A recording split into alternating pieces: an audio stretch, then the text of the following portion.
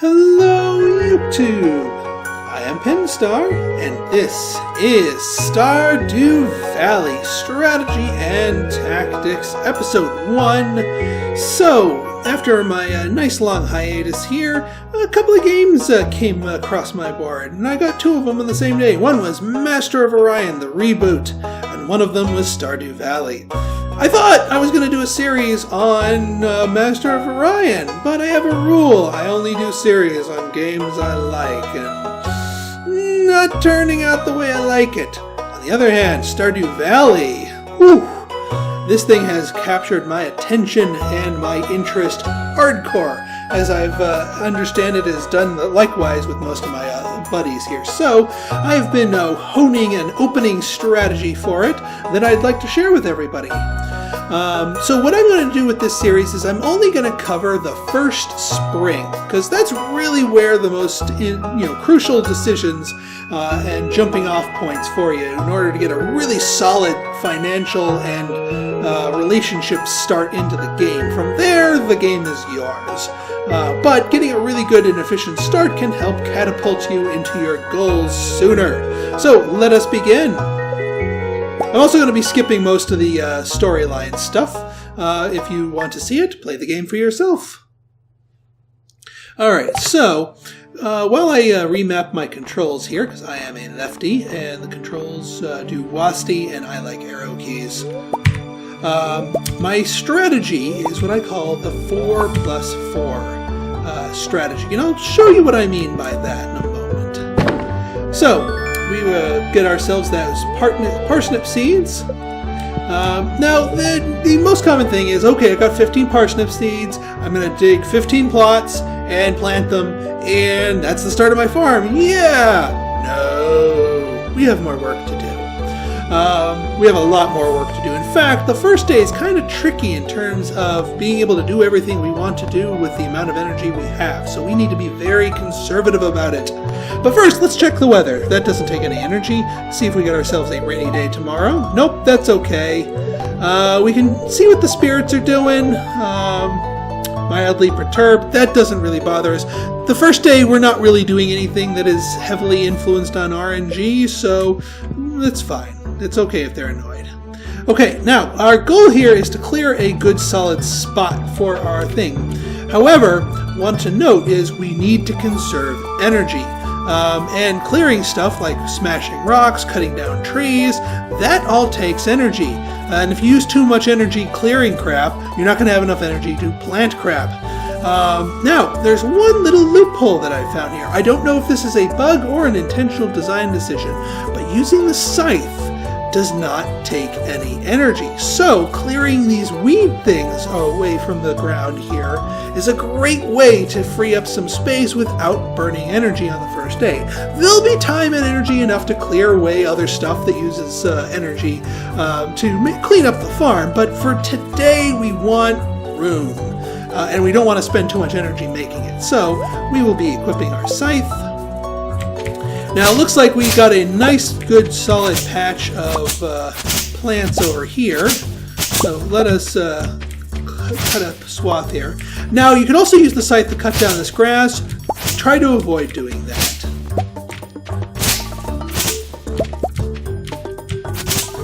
All right. You will have to use. You will have to do some clearing that uses energy, and that's okay. You can't. It's not. I'm not saying don't ever use energy in order to clear crap. Just be mindful of how much you're using.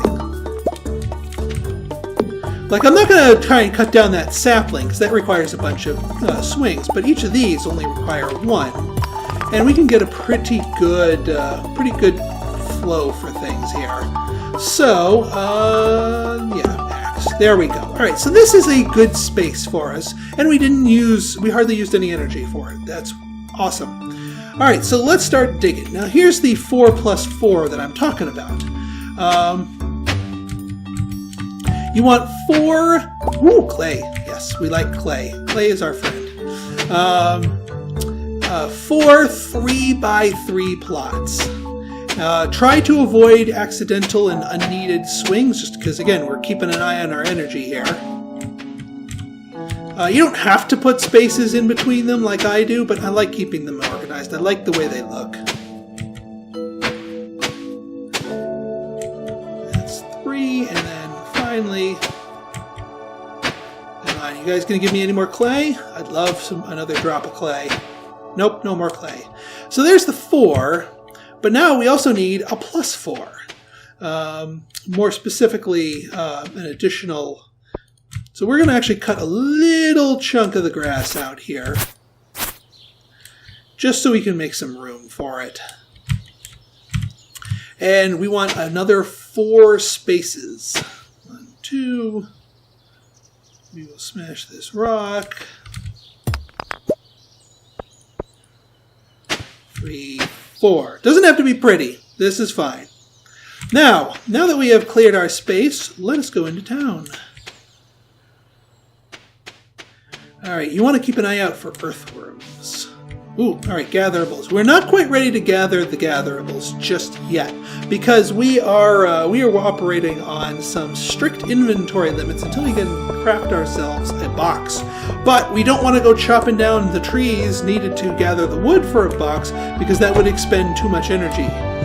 Okay, so might as well, if you bump into people, you might as well chat with them. We do need to get our introductions quest going, so might as well talk to anyone you want. But here's where we're going to be buying our stuff. Parsnip seeds, all of them. Spend all 500 on parsnip seeds. We now have 40 parsnip seeds total, adding to the 15 that we got for free. This is precisely what we want to do. Also, yes, I do know that we got ourselves some mixed seeds here. That's fine, but we're not going to be planting them. We want to hold on to those.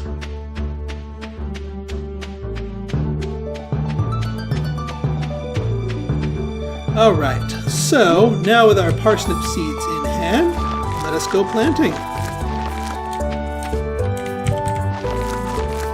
Standing in the middle of your 3x3 plots it basically gives you access to all the tiles around you, which is precisely why I like doing this. It's also kind of a holdover from the old Harvest Moon games, in which 3x3 plots were the norm and the optimal. Alright, now with all of our stuff, we need to water it. This is again why you want to keep your eye on your energy and not expend too much of it. Excuse me. Because you want to be able to dig all 40 tiles, plant all 40 tiles, which granted doesn't require energy, thankfully, and then water all 40 of them. Any energy you have left over afterwards is just gravy.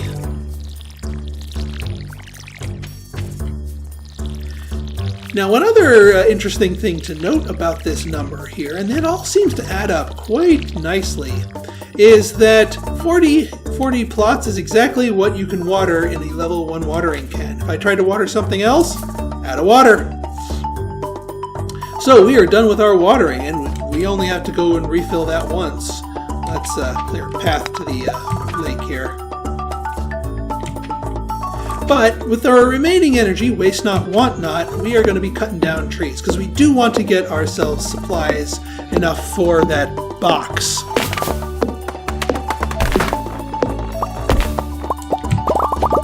Now, yeah, doing pretty well here. So yeah, we're just going to use the rest of our energy to cut these trees down.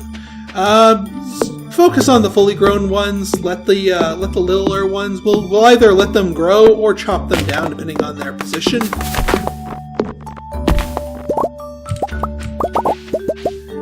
Okay, how much wood do we have? 38. One more full tree should do it. I don't know if I'll have enough energy. I should be able to knock the trunk down with this much energy. You want to avoid going into the negatives.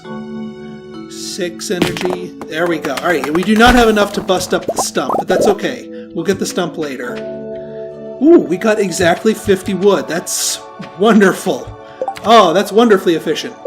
Good. Craft a chest. I like putting my chest right there. Easy access. All right, let's put away the stuff we don't need in the moment. We don't need the scythe, don't need the pickaxe, don't need the watering can, or the hoe, or the axe. In fact, I don't want any tools on me, so I don't have any accidental tool swings that might bring me into the negatives. All right, so with our inventory empty, let's go exploring. Now, there's a couple of different ways to look at the game here in terms of resources. You've got a number of resources you need to work with and manage, and optimizing your use of them is the way to do it. Your inventory space is a resource. We just created a lot more of that resource by freeing up our space, which is what allows us to go and gather all these goodies.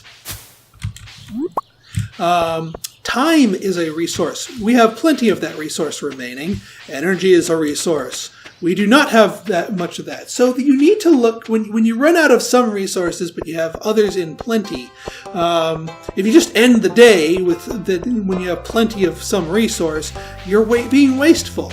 There may be things that you can do to continue benefiting yourself while one of the resources still remains. So in this case, time. We can go socialize, which is, if I bump into somebody, I'm going to go say hi to Maru and family. But also I'm looking for gatherables, which also don't require resources or doesn't require energy. So by spending just time but no energy, you can still make yourself busy and productive. How's it going, Demetrius?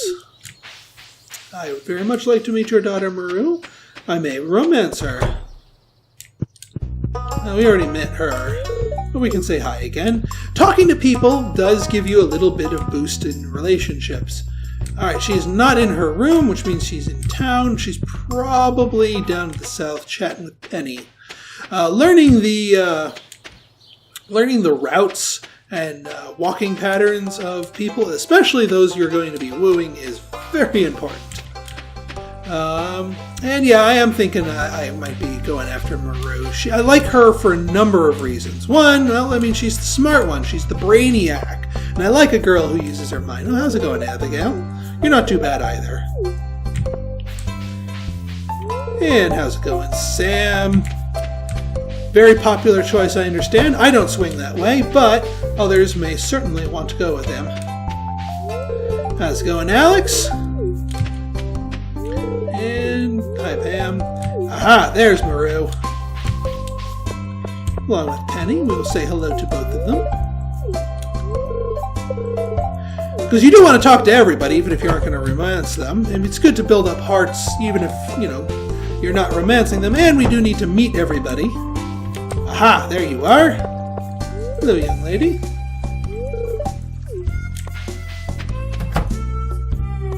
Aha, kid, wait.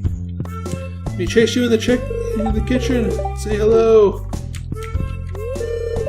How's it going, Jody? All right, racking up those introductions. And this would be Lee. Lee can be sometimes hard to track down. So I'm glad I bumped into her.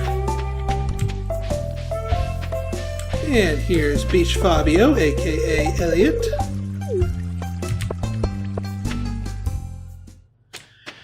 Anything interesting on the beach? Yes, there are interesting things on the beach. Let's pick them up. You can't get the fishing bowl till tomorrow, which is... I should have brought the hoe. We have earthworms. I knew I should have brought the hoe. Earthworms are very important. They will more often than not provide you with clay, which is what we really, really need right now.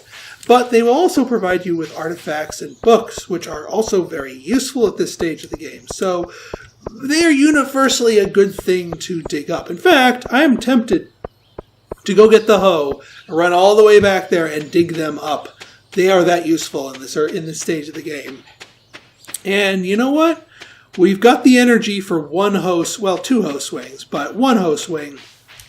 So we're not going to collapse from exhaustion by digging up the one thing of earthworms. Now, we do want to hold on to one of each of these forageables. And I'm going to hold on to the daffodils for gifts. No, I'm going to sell them. We do still need the wild horseradish to complete our collection. We will sell the clam and the dandelion. Excellent. Yeah, I'll swing down there, hit the earthworm node, and then probably stop by the saloon to say hello to the bar regulars. And then that'll be enough time for me to swing back home and get a good night's sleep. And that way I will have exhausted both my energy resources and my temporal resources, because you don't want to go to bed too late. And I can call the day efficiently used. Because, yeah, if you want to catapult yourself into greatness in spring, you got to be efficient. All right, let's see what these guys give us. Glass shards. That's a new one. Well, it's considered an artifact. I'll take it. It's like, hey, I found some broken glass. I cut my hand on it pretty badly. Oh, that's an artifact. That's from the ancient civilization of us. And some random guy broke a glass bottle on the beach. Congratulations. You have tetanus. I don't think glass gives you tetanus. I think that's just rust. Never mind. But anyway, I'm actually glad I found that, because that is one more item that we can donate to the library. It's closed at this point, but I've meant to stop by the saloon.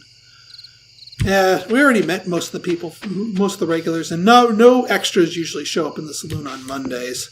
Only the hardcore drinkers. So we are going to go hit the hay. All right, good amount of money from goodies here. Interesting that the clam counts as foraging, but the oyster counts as fishing. Whatever.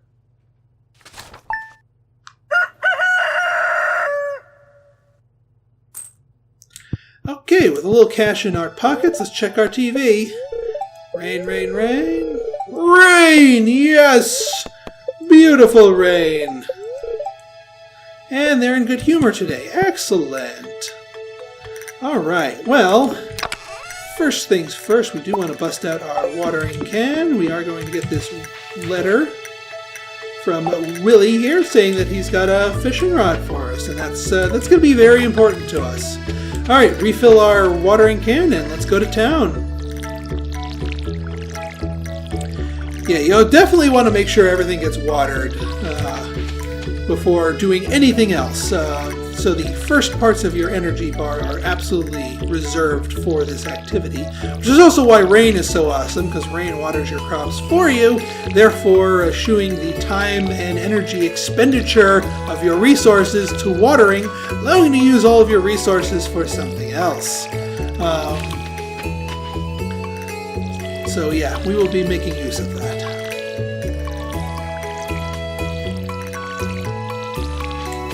Alright, our watering is done. Let us get ourselves some more inventory resources. We're going to keep the hoe. We're going to keep everything else here. But let's go get that fishing rod. Also, we want to stop off at the... we want to stop back off at the museum. Aha! Our goodies have grown. Oop. You've grown as well. Might as well pick these goodies up. We also spin by town and check to see if we have a quest ready for us. It's kind of random if you have quests and what those quests are, but it's always worth looking into if there is one. Aha! There is! Because that can sometimes dictate what you do for the day, if the quest item is something you can realistically get it. A delicious potato! Lee, why you do this? I can't get you a potato. Sorry, Lee.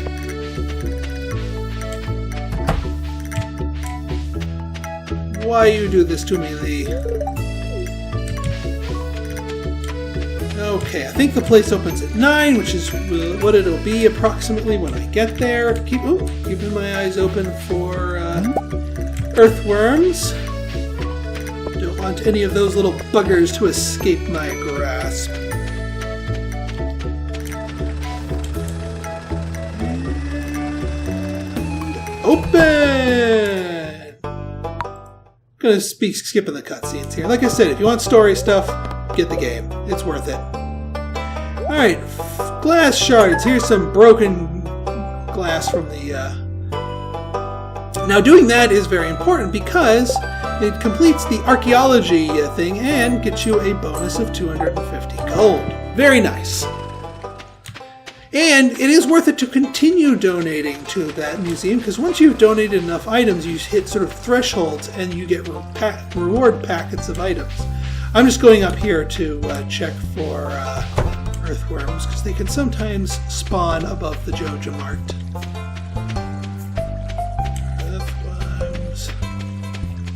Earthworms. Dang it! Worms of the earth, I need you! I need your clay! And/or artifacts. And/or books.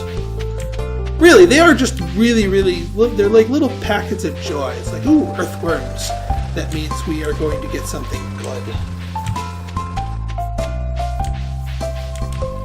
We do need to make our way to the beach. How's it going, Vincent? How's it going, Mr. Mayor? How's it going, little lady?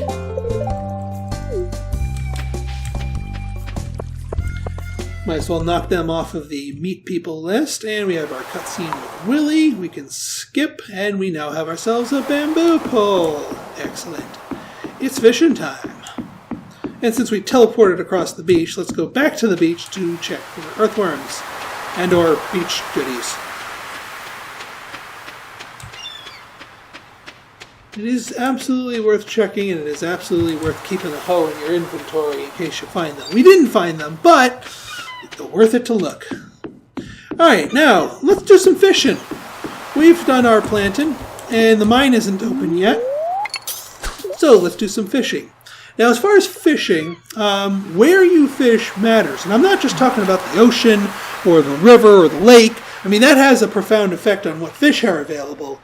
But where within an area of fish is important. See this rock? See that darker area right there? It's kind of a magic zone where higher level fish tend to dwell. Alright, the fishing mini-game. Often maligned by many. This thing, I quite like it. It's probably one of the more entertaining fishing mini-games I've bumped into. And now here's the thing you need to keep in mind, because a lot of people get frustrated with it. My wife especially gets frustrated with the fishing minigame.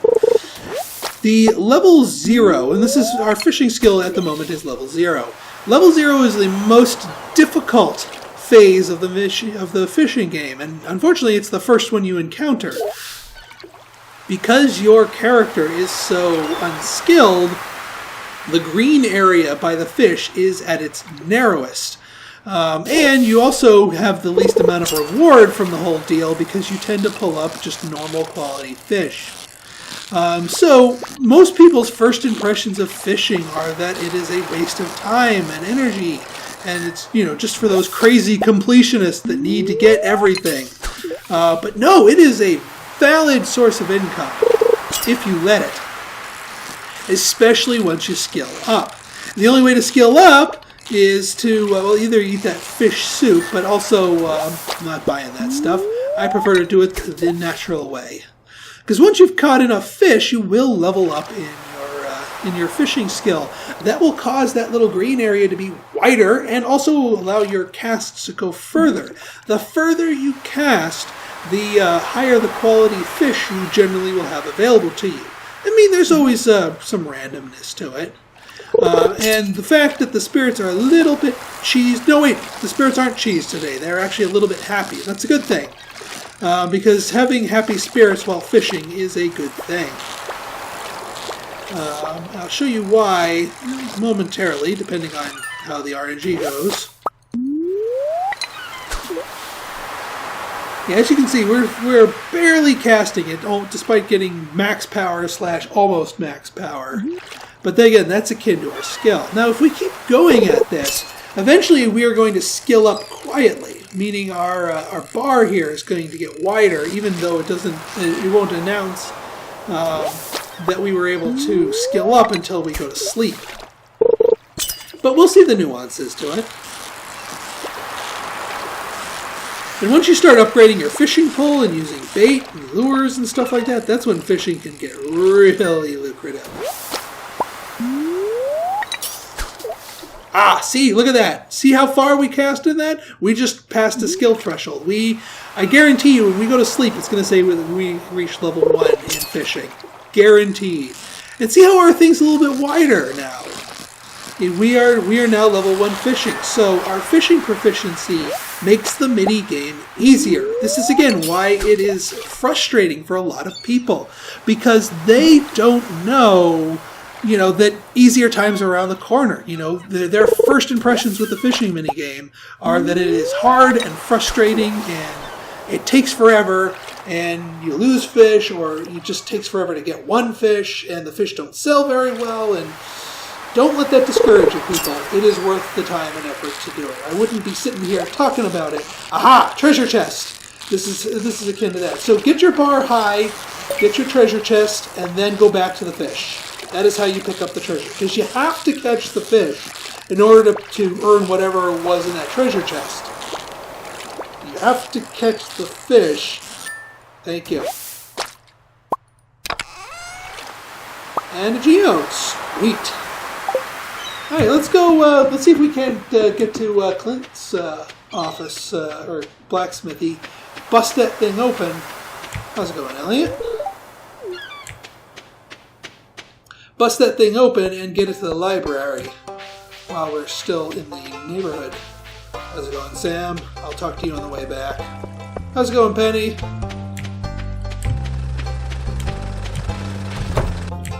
Yes, made it.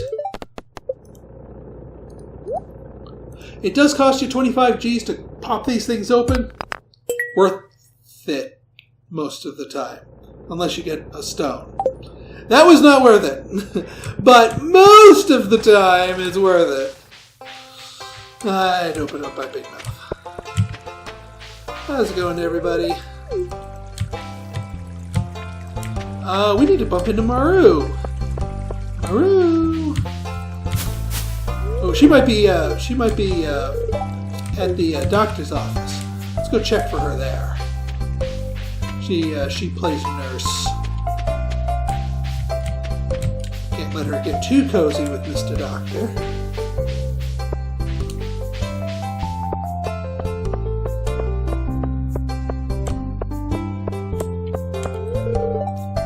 Oh, it just closed. Interesting. Well then. Oh yeah, we haven't met her yet. And we haven't met her yet, so taking care of that. How's it going, Abigail? Not in a good mood. Alright, I'll leave you. Oh, there you are! I knew she was in.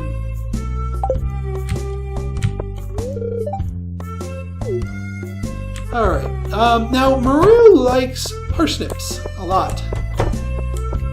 So, a couple of our parsnips. Yes, hello, I love you too, Haley. Part of our strategy for getting Maru is that she likes parsnips. So part of the fact that we're getting all these parsnips will make it easier for that. Now, if you want to woo somebody other than Maru, you might want to swap out some of these parsnips for tulip bulbs, which are also 20 a pop, to make use of that. All right, we can.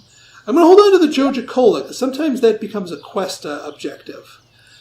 Yeah, we'll put the stone there, add it to our collection. But yeah, everything else we can sell, because we've already got the part of our collection here. And I am going to put the bamboo pole back and take out our axe, because I'm going to burn the rest of our energy chopping down trees. And we're going to get a fair amount of cash from liquidating all these fish and other harvestables. We can go finish busting up that stump up there. But yeah, we definitely want that, because we want to go up a level in foraging so that we can start collecting seeds from the trees that we chop down.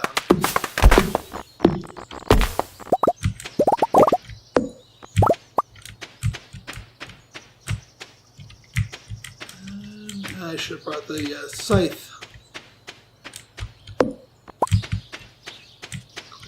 Might as well clear this sapling out.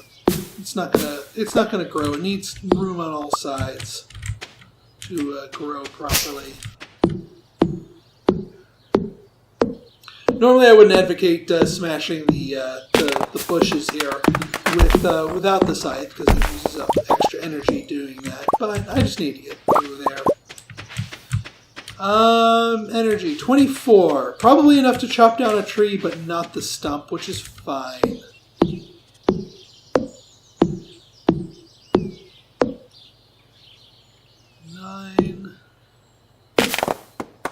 There we go. Get our cursor off of our tool so we don't actually accidentally swing it again. You want to avoid becoming exhausted, which is what happens when you go into the negatives of energy. Mainly because it starts you off at half energy the next morning, even if you go to bed right away and sleep for hours and hours and hours. So yeah, all right. We are going to. Well, we've got no energy left, but we have a little time left. So, well, we could go exploring down south, or we can just do some more socializing at the bar, which I think is what we're going to do. We'll go to the bar, say hello to all the regulars. Again, spending your temporal resources wisely, even though you've run out of your other resources. Most useful. Yeah, it's just the regulars. Mondays, Tuesdays, it's just the regulars. Have I actually talked to you officially? Not yet. You just had a failed geode on me.